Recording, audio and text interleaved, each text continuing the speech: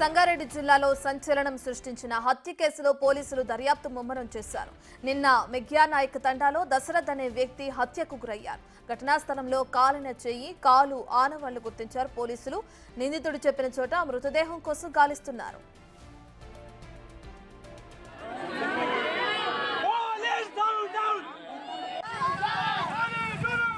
మెగ్యానాయక్ తండాలో 9వ తరగతి చదువుతున్న బాలికను వేధిస్తున్న దశరథ్ అనే వ్యక్తిపై కక్ష పెంచుకున్నాడు తండ్రి గోపాల్. నిజాంపేట మండల శివారు అటవీ ప్రాంతంలో యువకుడిని హత్య చేసి తగలబెట్టినట్లు సమాచారం.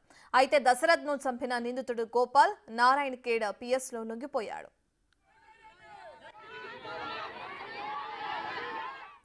ఇదే విషయానికి సంబంధించిన పూర్తి డీటెయిల్స్ మా ప్రతినిధి సుజాత అందిస్తారు. రైట్ సుజాత, దీనికి సంబంధించి పోలీసుల విచారణ ఎక్కడి వరకు వచ్చింది? రత్న, సంగారెడ్డి జిల్లా మేఘ్యానాయకులో తాండాలో చోటు చేసుకున్నటువంటి ఘటన ఇప్పుడు సంచలనం రేపుతుంది. దశరథ్ అనే వ్యక్తి తన గోపాల్ అనే ఒక వ్యక్తి కూతురితో అత్యంత చనువుగా ఉండడాన్ని గమనించి కక్షపూరితం పెంచుకున్నటువంటి గోపాలు దశరథ్ని అత్యంత కిరాతకంగా దాడి చేసి ఆ తర్వాత పెట్రోల్ పోసి తగలపెట్టాను అని చెప్పేసి నారాయణఖేడ్ పోలీసుల దగ్గర లొంగిపోయినట్లు తెలుస్తుంది.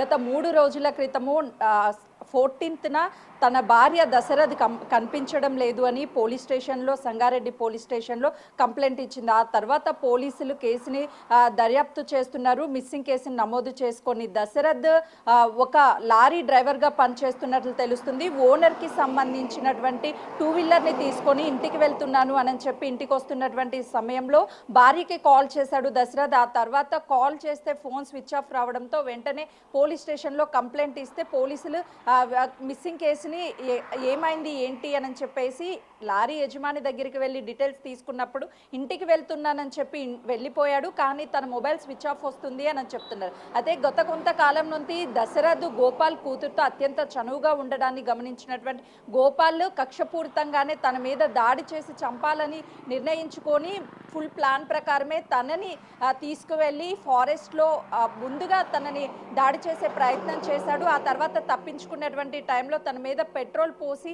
కాల్ చేశాడు అని అందుతున్నటువంటి సమాచారం. ఇప్పటికే దశరథ్కి సంబంధించినటువంటి కాలు చెయ్యిని ఒక చోట పడేసి ఉన్నాడు. తర్వాత బాడీ ఎక్కడుంది ఏంటి అని ఇప్పటి వరకు అయితే ఎలాంటి ఆధారాలు లేదు. నిన్న నారాయణఖేడ్ పోలీసులకి గోపాల్ లొంగిపోయాడని తెలుస్తుంది. గోపాల్ని తీసుకువెళ్ళి ఎక్కడ చంపావు అని ఆ ప్లేస్ని మొత్తాన్ని కూడా పోలీసులు వెతుకుతున్నప్పటికీ చంపేసినటువంటి ప్లేస్లో అయితే ప్రస్తుతం డెడ్ బాడీ లేదు అని పోలీసులు చెప్తున్నారు. 2-3 ప్లేసెస్లో గోపాల్ని తీసుకువెళ్ళి మొత్తం కూడా ఫారెస్ట్ని సర్చింగ్ చేస్తున్నటువంటి పరిస్థితి ఉంది. ఇప్పటికే గోపాల్ అదేవిధంగా దశరథ్ ఇరు కుటుంబాలు మొదటి నుంచి కూడా కొంతవరకు దూరంగా ఉంటున్నారన్నట్లుగా కూడా సమాచారం. వీళ్ళు బంధువులైనప్పటికీ ఆ తాండాలో డివైడ్ అయ్యి ఎవరు మాట్లాడట్లేదు. కానీ ఆ అమ్మాయిని చూస్తున్నాడు అని ఒక కోపంతోనే తను హత్య చేయాలని నిర్ణయించుకొని అతని మీద దాడి చేసినట్లుగా కూడా తెలుస్తుంది. ప్రస్తుతం దశరథ్ కుటుంబ సభ్యులైతే మాత్రం మాకు న్యాయం జరగాలి అని నిన్నటి నుంచి కూడా పోలీస్ స్టేషన్ల ముందు బైఠాయించి తమకి న్యాయం కావాలని కోరుతున్నారు. ఈ ఘటన అంతా జరిగిన 4 రోజులు అవుతున్నప్పటికీ మిస్సింగ్ కేసు అయితే ప్రస్తుతం సంగారెడ్డి రూరల్ పోలీస్ స్టేషన్లో కేసు నమోదైంది. మరోవైపు ఈ నారాయణఖేడ్ పోలీస్ స్టేషన్కి మాత్రము గోపాల్ వచ్చి లొంగిపోయినట్లుగా కూడా తెలుస్తుంది. Right, thank you Sujatha.